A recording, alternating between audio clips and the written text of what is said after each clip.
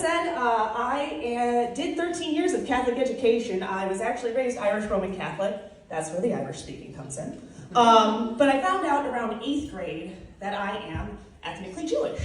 And I started getting really interested in it, and then in college I ended up making the choice to convert and become fully practicing Jew. And everybody thinks it's really weird, and I admit it sounds a little weird. And it wasn't until maybe like 5 years ago I realized that I always should have known that I was going to end up converting. Because growing up, I had a cool aunt, Aunt Cindy. And Aunt Cindy had a pool. And Aunt Cindy also rescued German Shepherds. And so you go over there and there's always a herd of them running around, and they were all very well-behaved, sweet boys. And like most cool aunts with a pool, she had that bathroom on the 2nd floor that's like right next to where the pool entrance is. It's got all the extra towels and everything in it, and you can change into your swimsuit.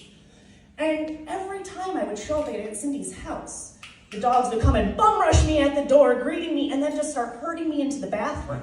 Didn't matter what time of the year it was, if it was Christmas, Thanksgiving, pool open, pool closed, they wanted me in that bathroom, and I could never figure out why.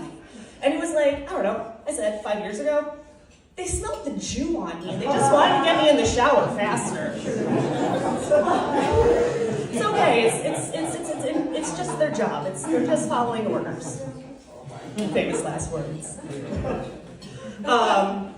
When I was in 3rd grade, I remember we went to Washington, D.C., and my dad was on a business trip, and so my mom and I were just, going around, checking out the sights, going to all the museums and stuff. And I remember we were walking around on the National Mall, and we come past like the Smithsonian's and everything, and then we come up to the National Holocaust Museum. And now I'm in 3rd grade, so 8. And my mom goes, "Hey honey, do you want to go in here?" And I'm like, I don't know about what's the Holocaust, because now remember, 13 years of Catholic education, the only thing I know with the word cost in it is Pentecost, which is like a holy day, and you have to go to church. So I'm like, I don't know if I want to go to a museum all about Pentecost. That sounds kind of weird.